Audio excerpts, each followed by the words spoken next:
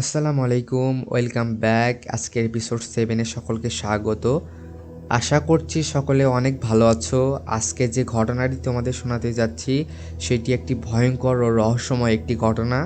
ঘটনাটি হলো জিন চালান করার ঘটনা। আশা করছি শুরু থেকে শেষ পর্যন্ত মনোযোগ দিয়ে শুনবে। এই শীতের রাতে লেপের মধ্যে শুয়ে থেকে কানে হেডফোন লাগিয়ে ভৌতিক গল্প শোনার মজাই আলাদা। আর যদি তোমাদের কারো ঘটনা থেকে থাকে আমাদের পাঠাতে পারো, চাইলে মেইল করতে পারো অথবা ফেসবুক পেজের ইনবক্সে পাঠাতে পারো। একটি কথা আগেই পরিষ্কারভাবে বলতে চাই, আমরা কখনোই ব্ল্যাক ম্যাজিক, কুফরি বা অন্ধবিশ্বাস প্রমোট করি না। আজকের ঘটনাটি কিছুটা ভয়ঙ্কর ও প্যাথেটিক হতে যাচ্ছে, তাই আর দেরি না করে মূল ঘটনায় চলে যাই। আমরা তখন পরিবারে মোট 4 জন ছিলাম। আমার বোনের বিয়ে হয়ে গেছে, তার 2টো বাচ্চা আছে। একটার বয়স 2 বছর আর একটার বয়স 4 বছর। আমার বোনের বাড়ি আমার বাড়ি থেকে মাত্র 5 থেকে 10 মিনিটের পথ।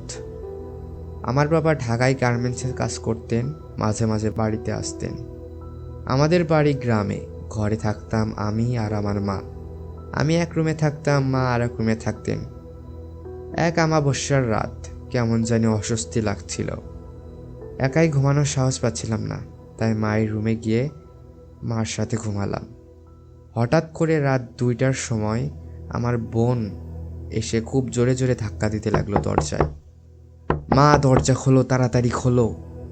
আমি উঠে দরজা খুললাম।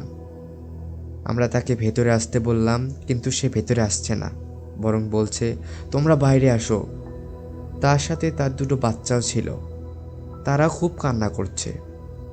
রাত 2টার সময় আমি কিছু বুঝতে পারছিলাম না। আমি মাকে বললাম, তুমি বাইরে যাবে না। আমার বোন জোর করেই বলতে থাকলো, বাইরে আসতেই হবে। অনেকক্ষণ এভাবে চলার পর আমি দরজা বন্ধ করে দিলাম। বললেন, তোর বোনের সাথে এমন করছিস কেন? আমাকে যেতে দে। আমি বললাম, না, ও আমার বোন হতে পারে না।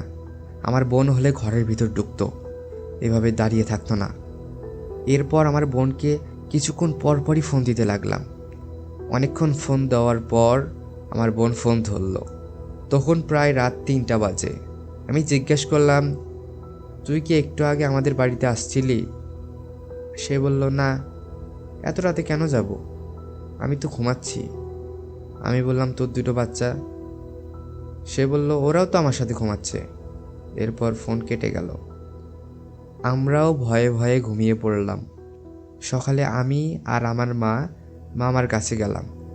তিনি তান্ত্রিক বিদ্যা জানতেন। আমি আগের রাতে সব ঘটনা তাকে খুলে বললাম। তিনি শুনে বললেন, কেউ একজন জিন চালান করেছিল তোর মাকে মারার উদ্দেশ্যে। আমি বললাম, ঘরের ভেতরে ঢুকেও তো মারতে পারত। তিনি বললেন, না, তোদের ঘর বন্ধ ছিল, তাই সে ঢুকতে পারেনি।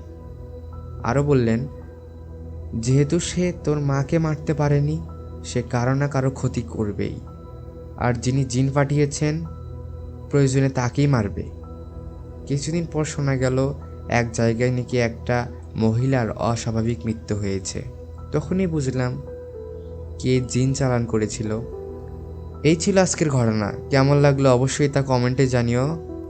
ঘটনাটি আমার কাছে খুব ইন্টারেস্টিং লেগেছে, তাই তোমাদের সাথে শেয়ার করলাম।